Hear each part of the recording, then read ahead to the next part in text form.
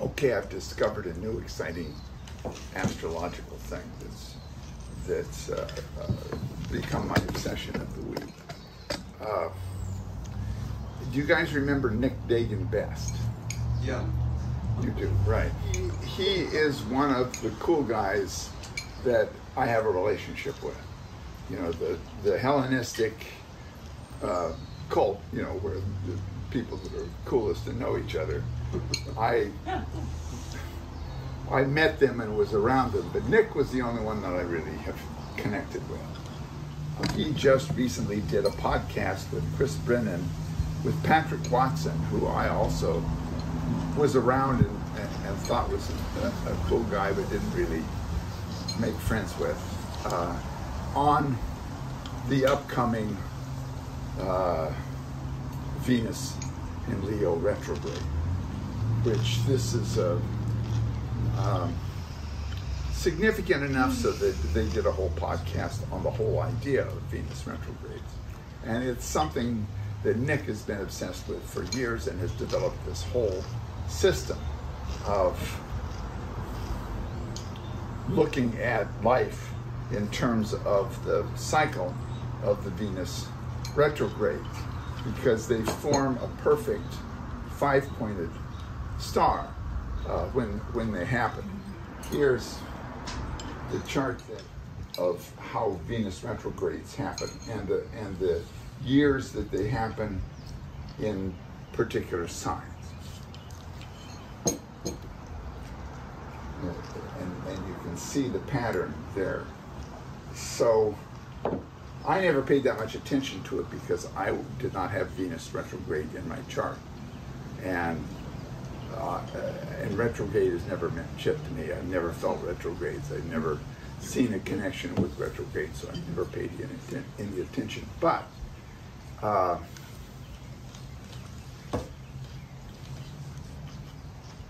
the fact that this particular retrograde is in Leo made me wonder about the whole theory. And the fact is, Venus returns to the same place every 8 years. So if there is a particular Venus retrograde, say, that happens in like Leo or Virgo, that will reoccur every 8 years. So that if indeed you did have in 2015 a retrograde Venus in Leo, it would have a similar kind of effect as to what might have happened in 2007, what might have happened in 1999, what might have happened in 1983, what might have happened in 1974, what might all the way back to when I was 4, when I had my first Venus retrograde in Virgo, which is my 12th house sign, which everybody thought it was very funny that this 4-year-old was in love with a girl, because 4-year-old boys don't be in love with a girl. But I was, I think at the time, seriously in love with a girl, and I had my first sexual experience. At 4? At 4. Sorry. No, thank you. But it's very, very characteristic of my whole Venetian sexual pattern. We were friends, you know, and I was in love with her and would do most anything she wanted to, and she wanted to see what a boy looked like. At 4? Oh my gosh. Yeah. I need more gin and tonic. What's happening? She was 4, we were both 4. Anyway, when we were 4, she wanted to see what a boy's looked like, because she didn't have any brothers or anything. And she said, I'll show you mine if you show me yours. And so that is classic. Original. Nobody speak it for. And so we did a thorough examination of mine, and I showed her all the cool stuff it could do. And she was very impressed, and thought it was interesting. And then I wanted to see hers, and she explained that actually she had nothing to compare to that. It wasn't. There's just nothing there. It's not worth the trouble of looking at. Wow. And then she moved away. And I believed that I would write her every day. Took her far, far away. Oh my God. I mean, people thought it was unusual, you know, for a little boy of 4 to be that obsessed with a girl. So then, I mean, each 8 years, I can tell you an intimate story that's embarrassing in terms of what happened to me in regard to love. Kendra is the only one who knew me when I was still inhabited by that phenomenon of unrequited love. I suffered most of my life from unrequited love. And there were certain periods in which it was particularly acute, and particular things happened that I remember very vividly, feeling totally alone and bereft and yearning for someone that I didn't and couldn't have. And that follows the Venus retrogrades all the way up until 2007. There may be other Venus retrogrades that affect me, I don't know. But the fact that this one is this repetition of this pattern of Venus going retrograde, it's in the 8-year period of when I used to when I was young. My natal Venus is direct, but under the beams and in Leo, and so it is blinded by the light of the sun, and it is trying to catch up to the sun. It's moving faster and it's trying to catch up to the sun. But the fact is, it will never perfect. It will never meet the sun before the sun goes out of Leo. And when it gets to 12 degrees Leo, it hits Saturn and Pluto. And this horrible, tragic loss happens, and it ends. And I know that it's some sort of divine connection that I'm supposed to work out, and I'm alone. It's very, but the fact is it stopped happening after 99, which I find really interesting. But all the 8-year periods before that were really a chapter in Kelsey's book of in and of themselves, and most I haven't talked about because they're a little embarrassing and even scandalous sometimes. And the fact is that's been part of my pattern as well, as being absolutely enraptured with the Venetian energy that's coming through a human being, and yet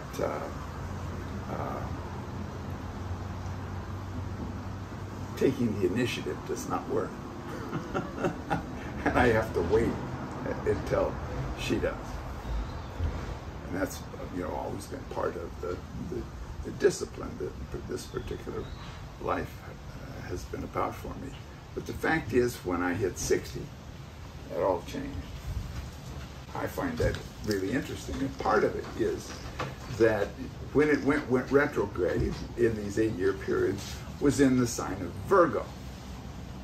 And Virgo is my 12th house sign. It's the worst sign in my chart. And slowly, it's worked its way up to now it mostly happens in Leo, because it changes 2 degrees every year. And now, for the first time, the whole retrograde is going to take place in Leo.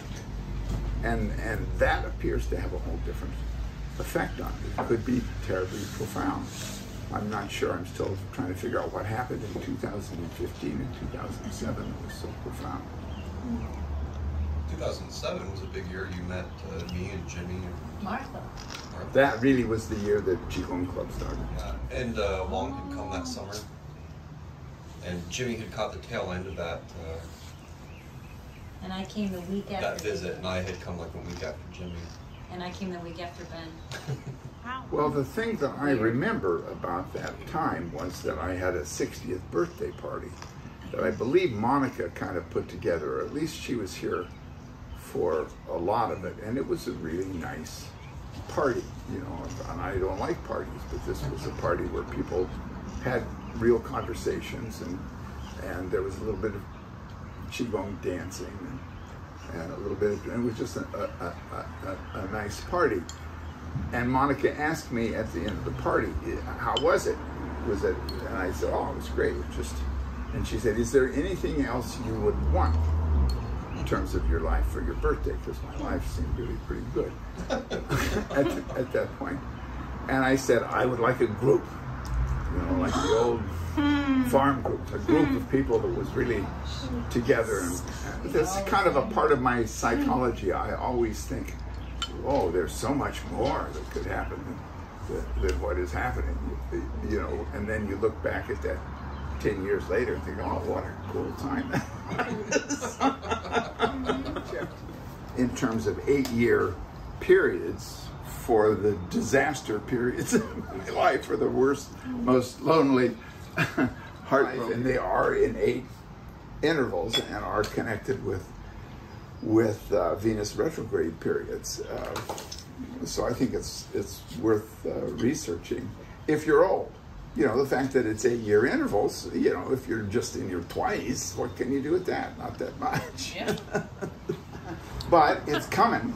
In fact, it has entered its shadow phase, I think, in the last 2 days. Oh, shit. What it's going to come back, the place where it's going to come back to. Okay. And that's because it's going to go past that time, and for a couple of days it'll stay there when it's shifting from retrograde, and then it comes back, and this is the first time that it's spent the whole time in Leo. Most of my life it's been in Virgo, but now it's starting in Leo. It chases Mars across the sky until Mars beats it out of the sign, and then it stops. And it comes back to where Saturn is in my natal chart, and then stations direct. So I expect a complete transformation of mine. Okay, so what does Nick say about it, what it means? Like, what is Venus retrograde for people in general? I mean, it's heartbreak for you. Is it heartbreak for everyone? Well, it's the podcast with Chris Brennan and the two of them is actually pretty good, because they start out and talk about and they use examples of movie stars and people whose lives are known about, who have retrograde Venus in their natal charts, and how it makes them a little bit squirrely sexually, like Jack Nicholson, you know, like. Ew, I don't want to think about it. And they give a bunch of examples of different people, Eric Clapton and I know Nick is really into movie stars and music people and that kind of thing. So they have a lot of good examples of people who have Venus retrogrades and kind of how they were as people. It oftentimes resurfaces social scandals. Like Jeffrey Epstein.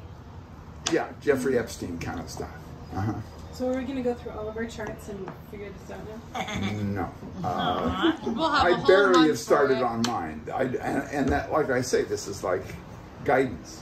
You know, because that Leo happens to go retrograde now, they did this podcast about Leo retrograde now, and I'm thinking, okay, have I ever, you know, do I have a history with Leo retrograde? And so I started going back 8 years from now, and all the most difficult, traumatic periods of my agonizing love life happened during Venus retrograde. So what happened in 2015? Nothing. It was good. It was fine. See, I've transcended it. But it's moved more into Leo now. It's not happening in Virgo so much. It makes me really worried, right? Because Venus is right now, has just passed over my Mars, which is square Venus. And it'll go all the way to my moon, the last degree of Leo, and then it'll go back and over to your Mars. To my Mars, yeah. And then move back forward. Yeah, so it should be quite pivotal point in your life. Now, when it's happening, you don't necessarily see it. You know. Or you might. What's that? Or you might. Or you might. But it has to do with scandalous things surfacing. Scandalous things surfing, illicit relationships are relationships that aren't socially acceptable, secret relationships, obsessive love relationships. But I have those things all the time. I tended to be hopelessly, miserably, unrequitedly in love most of the time, too. But there were particular times that were particularly vivid, like 1967, the year of the summer of love.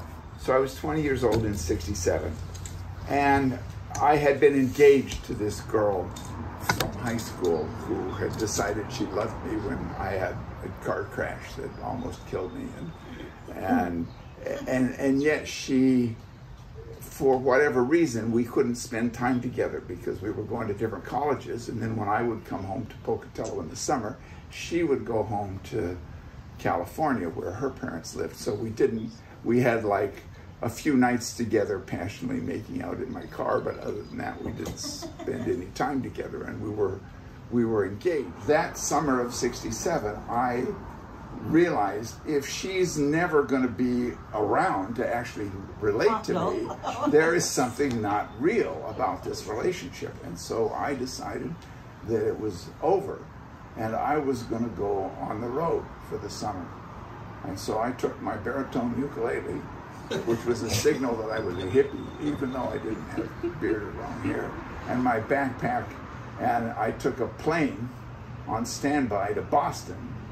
And from Boston, I started taking buses and hitchhiking up to Quebec City, having on the road kind of hippie experiences. But like I have this vivid memory of walking on the, countries like Quebec City, which is still quite European.